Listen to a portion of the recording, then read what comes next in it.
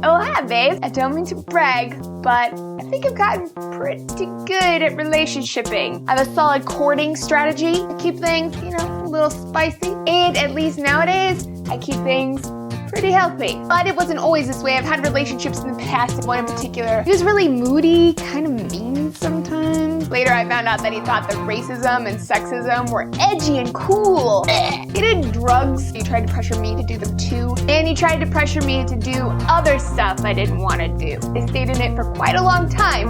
Why? I have no idea. Part of me was just, scared of being alone.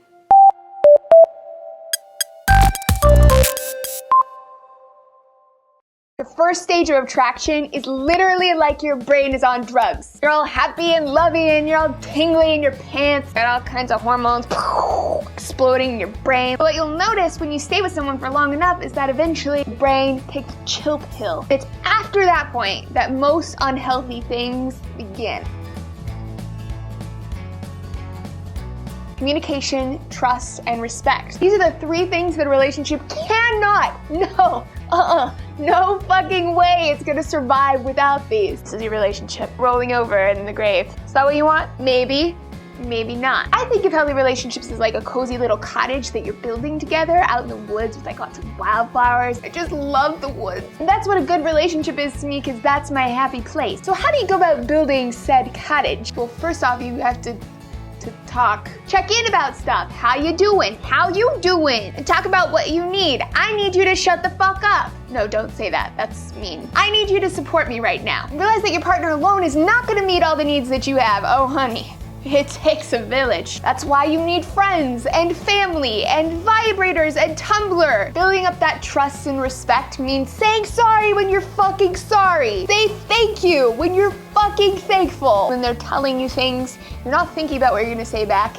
You are listening to them actively. And you're trying to see their perspective, even if you totally disagree with them or you're totally confused. Respect your partner's privacy. In the age of texting and sexting, nexting and chexting, no monitoring things. That's creepy, and it means you don't trust them. Healthy relationships thrive on trust, not controlling behavior. Freedom to be yourself, for them to be yourself, and to be happy and lighthearted and happy and happy and happy.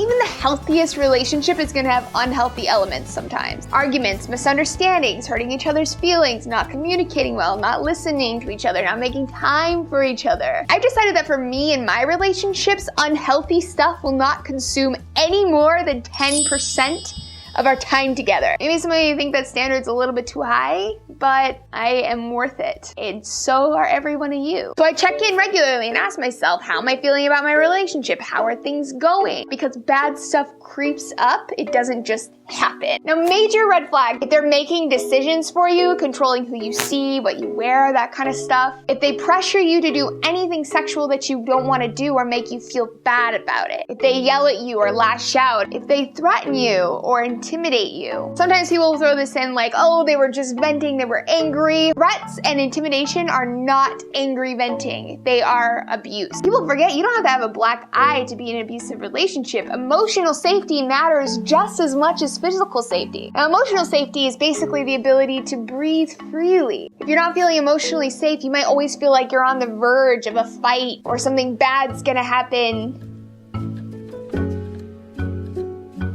1 out of every 3 young adults will experience physical or emotional abuse from someone that they're dating. That is a really high number. That's me. That's you. That's all of our friends. So if you find yourself in a position where you're in a relationship that's a little bit effed up, talk to a friend about it, tell them what's up, let them support you. If your friend's like, I don't really know about this person, it sounds a little, listen to your friends. They are worried about you. If you need help breaking up with them, or if they continue to harass you after you break up, whether that's in text message, Facebook, calling you, leaving comments on a blog. I mean, I've seen it all. Get more help. So parents, if you can, talk to them, a school counselor, a teacher, a doctor, anyone that you trust. You can always email me and the peer counseling team. There's also 2 websites that you should know about. The first is loveisrespect.org and rain.org. It's RAINN. All right, babes, go forth. Have amazing relationships. You deserve the absolute best. I hope you know that. I hope everyone out there knows that. One day we'll get there, right? Right, yeah. Before I go, Sex Plus, this video series that you're watching right now, is now part of a network called TestTube. It's a network that's being sponsored by Discovery Digital, so they're launching a bunch of science shows. You should go check them out if you're interested. It's testtube.com. I'll see you guys next week. Mwah!